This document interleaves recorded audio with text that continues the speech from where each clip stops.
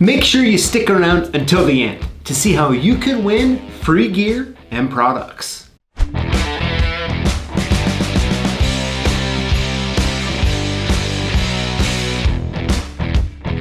Hey everyone, thank you for tuning in today. I have a special guest that I'm excited to introduce you to, and we're going to be talking to John Trumpy with Aloha. So let me go ahead and bring John here on the screen with us.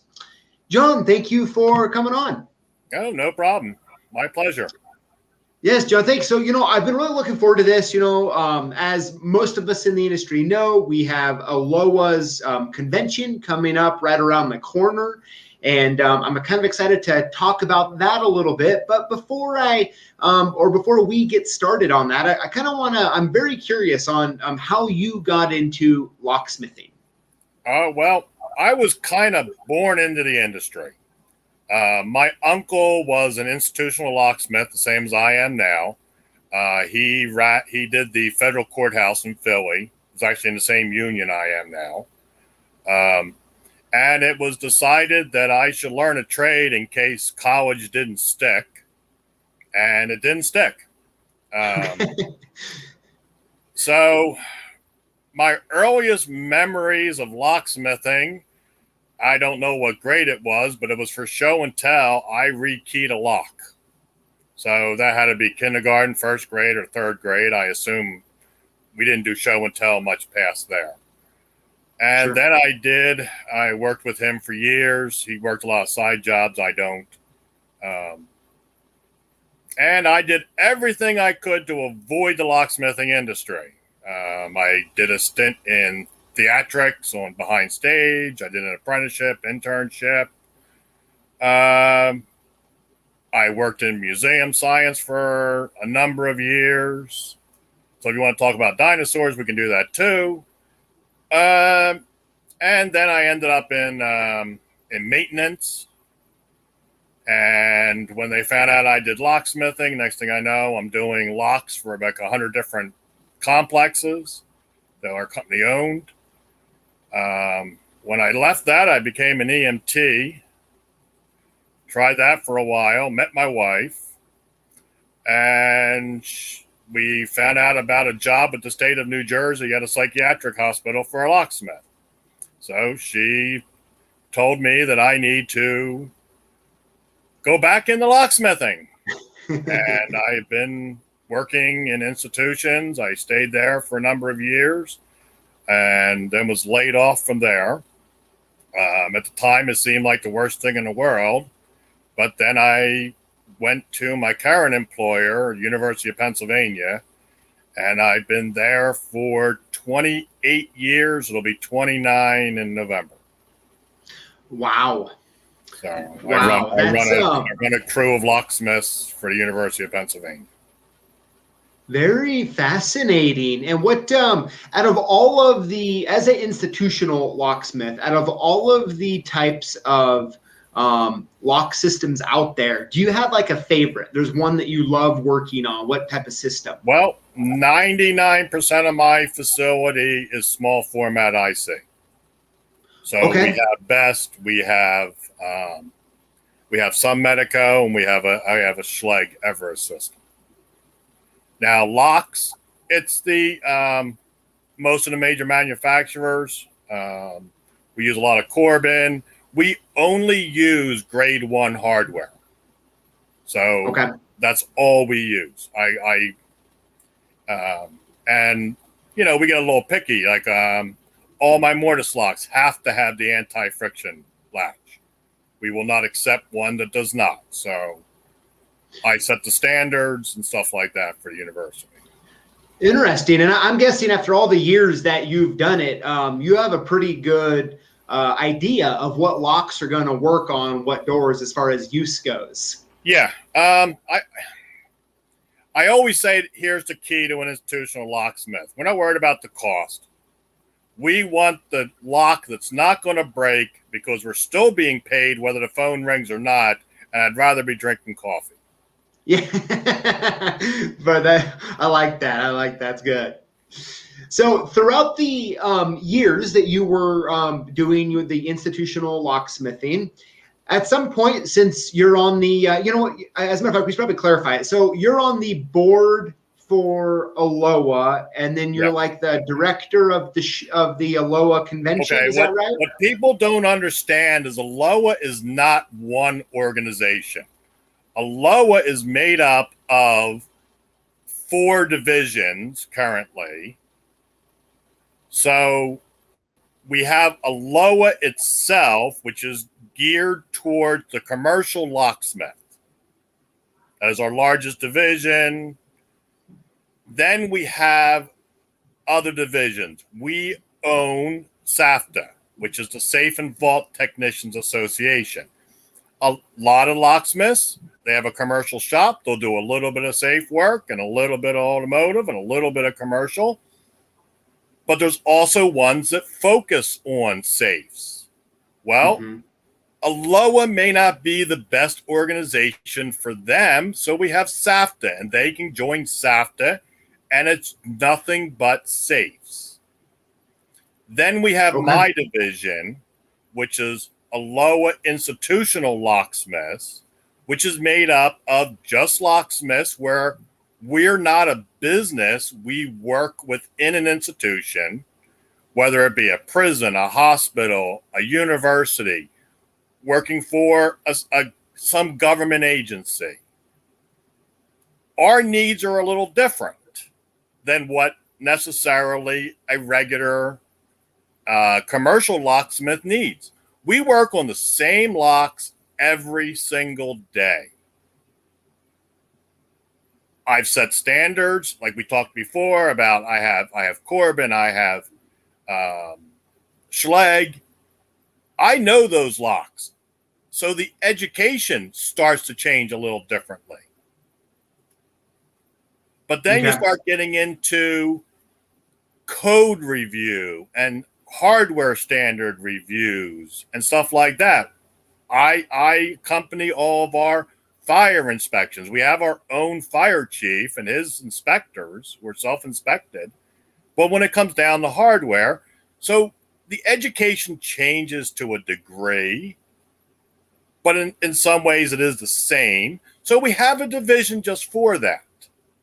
And then in certification, I don't know if you're familiar with the PRP from ALOA, but ALOA has a certification program, proficiency registration program, which is very well known. But when it comes to institutional locksmiths,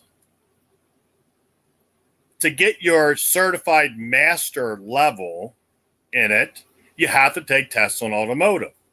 Well, I have not done automotive since VATS was new. I used to carry a card in my wallet that told me what years of Chevy products it was on, because it was only on the vet and every single year, but it was introduced in sequential years. I used to have to carry a card. So I haven't done automotive since then. So we customized the testing to the institutional. And then we require, to start the PRP, you have to take a mandatory, which we've gone through and customized to an institutional setting. And then you got to take two electives. And regular commercial locksmiths, they can take theirs. SAFTA people can take theirs based off of their electives. But in my division, we dictate you must take life safety and you must take master keying, because they're just two of the biggest things in an institution. Sure. And then last, I shouldn't say last, fourth, we have our division that's for investigative locksmiths, IAIL.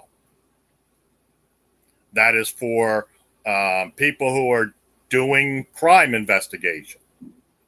And it's actually, ironically, it's the one that I teach the most for. So when I'm teaching for ALOA, I'm usually teaching for IAIL classes, not my own division. Okay. And so that's where like the whole like forensic locksmithing and all of that's under that. Yes. Okay. I did not know all of this. That's very interesting. And where does like the automotive stuff fall in those four? Well, Aloha has, I shouldn't be talking bad about Aloha, but Aloha has always had a problem. It is slow. So I came to Aloha from another organization called IOA, which is Institutional Locksmith Association. At one time, Aloha was not big on institutional locksmiths. We were looked at as maintenance people. So IOA started the same as safes were not real big with Aloha at one point. There was a little bit of safe education, but it wasn't designed for the real bank level, high vault stuff. So there were organizations that were started. So SAFTA was started by the Millers. That was actually a whole owned. That was actually sold to Aloha. Sorry, I have a cat cutting through the camera. The same with IAIL. Aloha did some forensic education, but it wasn't an association. So IAIL was started, and then later, because Aloha had resources, it has a professional staff, it has people to do billing and all that kind of stuff, it was then turned over later to Aloha. So a lot of these groups started independently and then have been brought in to Aloha. Okay. Very, very interesting. So with all of this going on, how did you find yourself getting involved with Aloha? Okay. So I was actually headhunted or recruited by Aloha. I was chairman of the board, and then later, so I was chairman of IOA, Institutional Locksmith Association.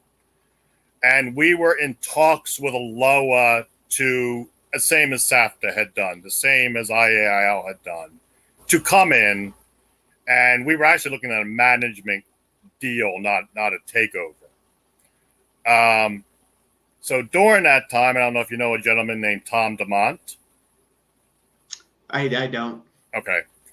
He was Aloha president. Aloha had found itself in some financial problems. The things broke down.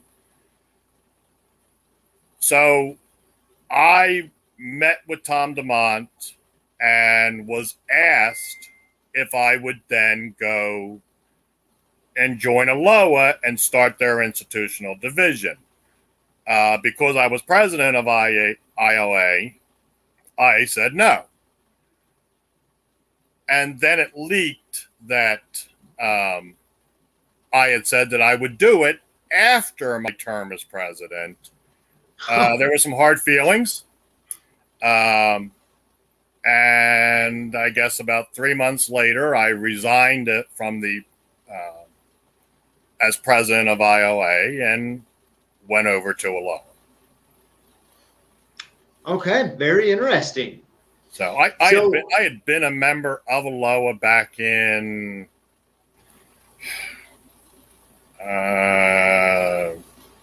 early 90s, late 80s. Okay. But then I helped form the original chapter in Philadelphia of IOA and stuff like that. Okay.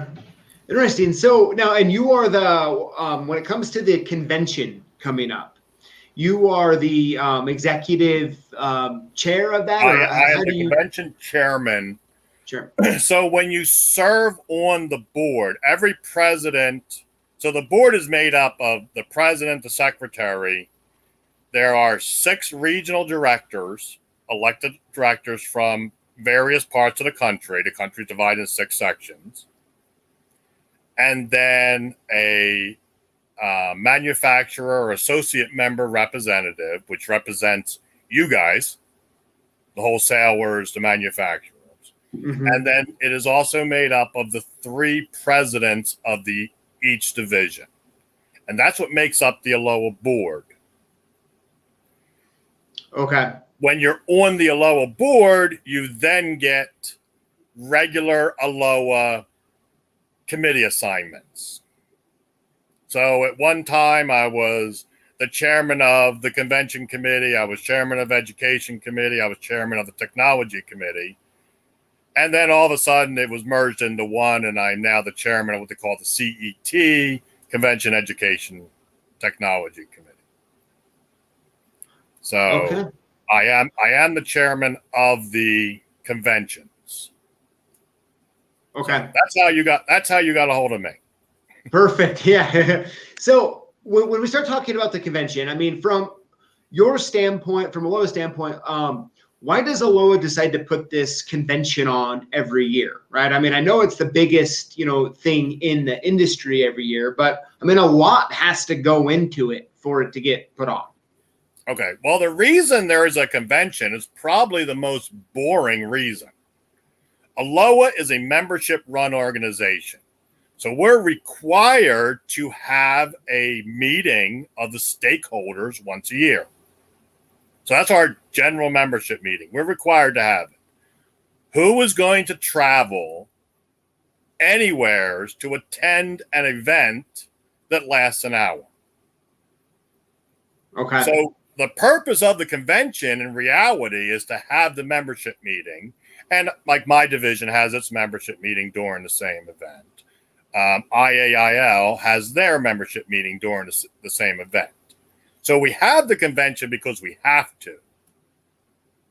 But it's also the best opportunity to get a whole bunch of locksmiths in one city, in one building, all at one time for a weekend, and then the entire week prior, some of the best education you can get in the industry. Sure. Absolutely. Yeah. I mean, it's definitely the biggest event around, and I think it is the biggest locksmithing event in the nation, in our nation. It is. Something I've always enjoyed is, all the different manufacturers we work with and all that, having, all of them there. It's really fun to, see each other face to face and, have a little fun in the meantime. So for me, that's one of the biggest draws of the convention. We all used to go to conventions so we could get our big bag of catalogs to then make it our reference thing. Now we have the internet. I need a catalog cut sheet. I go to the internet. Sure. We don't need that. But as you said, one of the biggest draws, at least for me, and I think for many of the people that attend the convention, is the networking, is the family environment, is the, you and I can sit down and have a I don't know if you drink or not, but we can have a beer and talk about the industry as a whole. Because now you've got 1,000 like-minded people all in one building. Yeah, that is true. That is very true. So kind of the last question I have for you, and I'm really excited because you're actually going, this is going to be getting played tomorrow, the day after you're going live with us. So I'm really looking forward to the live here soon. It does cost a lot of money, right, to book hotels, to travel there via airplane or however you'd like to get there. All the stuff, maybe the time away from the business, right? If it's a smaller locksmithing type, what would you say to those people that has that? There's the significant amount of money that they're going to have to invest to come. What would be like the number one reason for them to attend? Well, there's a simple answer. How much is it? How much are you losing on the job you can't do? That's a simple investment thing. Yeah, that's true. So if you don't have the education, and yes, you can get education absolutely for free on the internet. You can watch YouTube videos. Yeah. But there's also something of So I teach at the convention. At lunch, I'm in the same cafeteria as all the students. So I'm at a table of 10 people. 8 of those people will not have been in my class.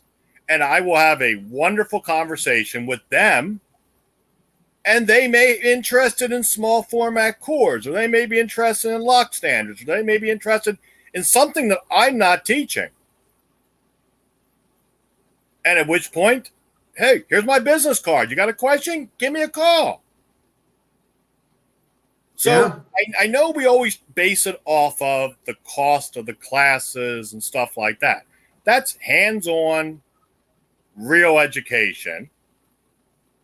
But there's an added value to education at a convention.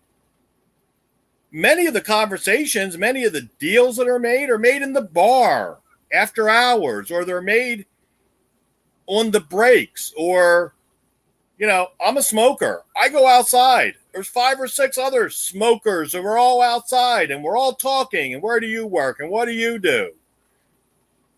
And then, oh, well, what's your worst job? Oh, this is my worst job. Oh, well, I did that, and this is how I solved it. One of those conversations, one, if it turns me on to a new product, if it turns me on to a different way of thinking, what's a class? $200? $200 is nothing now. I just got back to my coffee faster.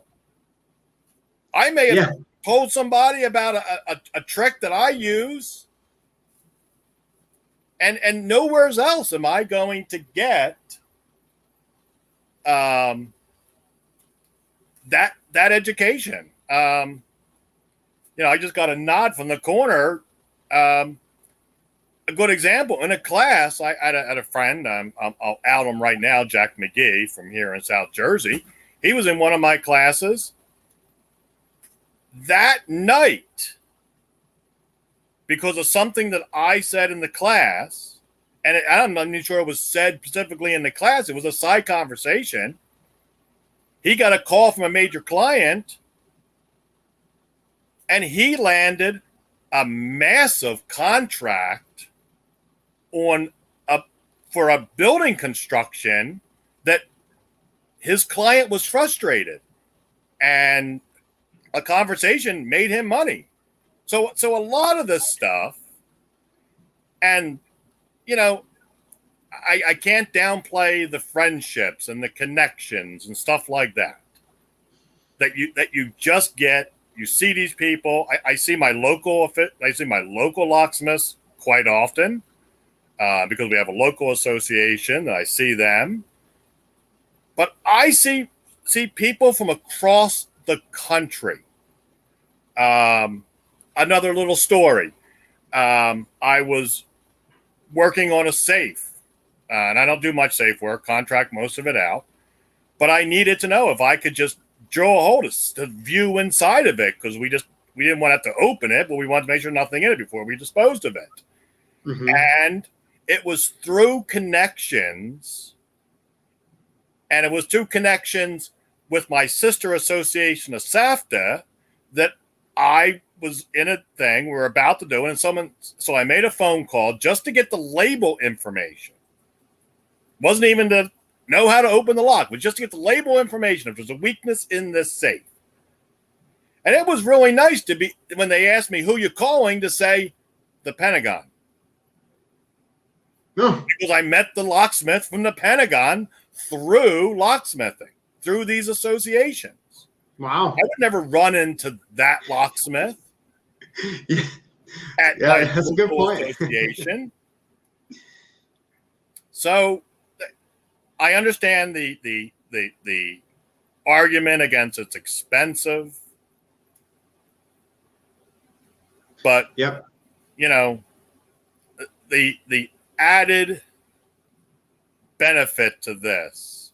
So you're getting quality education of whatever subject you're studying, and then everything else. Where else are you? Like I said, where else are you going to get 1,000 other people all having the same kind of problems you're having in one building.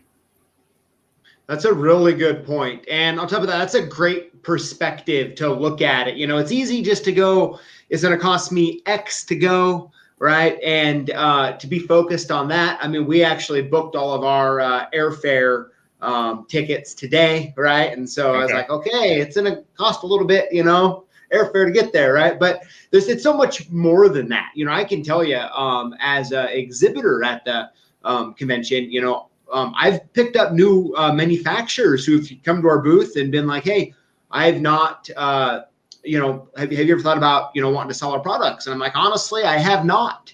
And we, had a few conversations, a couple meetings, and next thing you know, we're selling their products, and they're great manufacturers to deal with. And we get that question. I don't often deal with the member attendees. I deal a lot with such as yourself, the associates, the wholesalers, the distributors, and we get that question too. What is the value? I got to pay a staff member. I got to airfare. I got to do that. Well, the simple answer there is, well, what if your competitor gets my attention? What's that worth? Yeah. If you lose sales. So it's the same kind of thing. It's not only the material cost. It's not only the actual cost for the class or, the attending the show or something like that.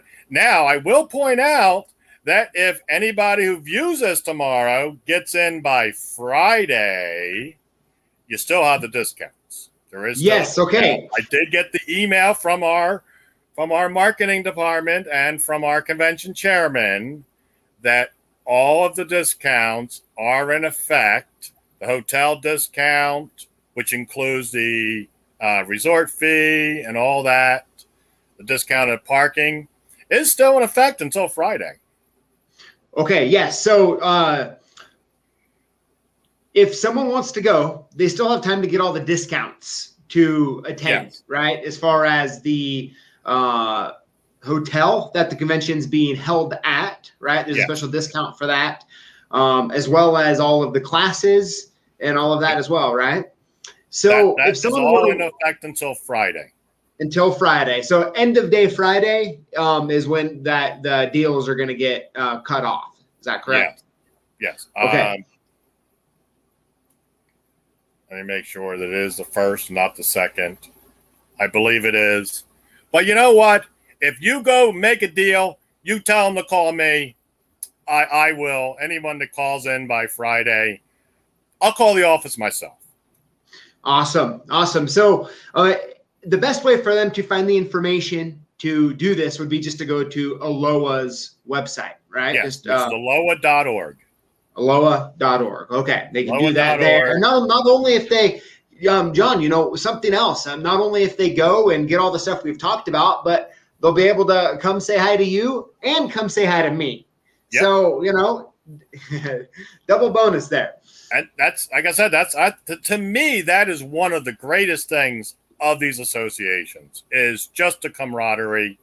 I know of your company, but we never talked before this. It was an association that brought us together. You and I are going to talk on the convention floor. Yep. We're going to then maybe have a meal together, talk, and then next year when we're in Las Vegas, which will be cheaper for you to get there.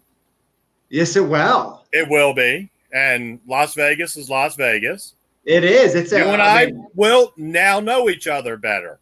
And in years of friendships, and I have a little history in this industry, but, it was people like Bill Reed who, during an ALOA convention, told Gail Johnson, watch the booth for a moment. I'm gonna have some coffee with this young man. Now, I was a young man back then. Or Aaron Fish. These are all people that I met and became mentors of me years ago that got me into all this. And, when you have, Bill Reed's home phone number, back then we didn't have cell phones. Well, you have Bill Reed's home phone. That's how valuable is that? Yeah, that's very true. That is very true. Yeah, I think it's great, John. I think, it's been great chatting with you, and I'm really excited for the convention this year. I didn't know until you said that next year's is in Vegas, probably my favorite place for a show. Yeah. So I'm really excited about that as well. But if anyone were to want to reach out to you and ask you a question or two, what would be the best way for them to contact you? Well, anyone can get a hold of me by contacting, and sometimes I may not be the best person to contact on things, which is one advantage of Aloha. There's a full-time staff that answers emails, answers phone calls, and I may not be the person who's best to answer that question.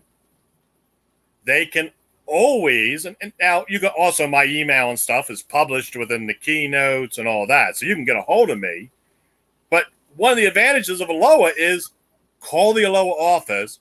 There is people that it is their daytime job, they're not locksmiths, to answer your question and get you to the best person that can answer that question. We have locksmiths on staff that may be able to answer your question fantastically, or go to our library. Aloha has a huge collection of documentation that goes back from the beginning of locksmithing.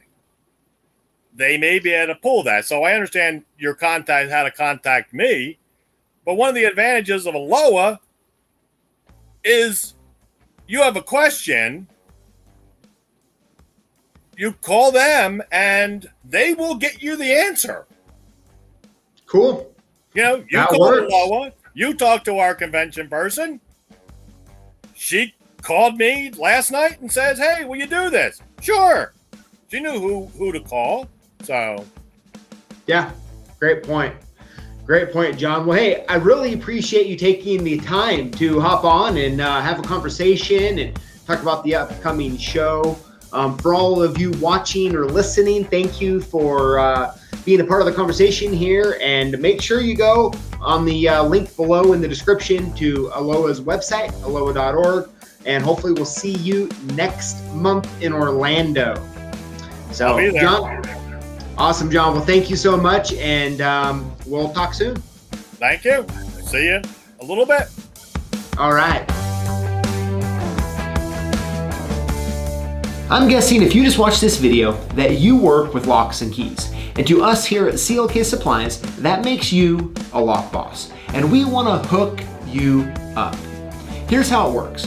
Throughout the week, we post videos on YouTube, like the one you just watched. And all you need to do is comment on the videos and include the hashtag LockBoss. When you do this, you're automatically entered in to win one of 5 free prizes that we give out each and every week. No purchase necessary. So if you're a lock boss, join us each week to learn, grow, and win.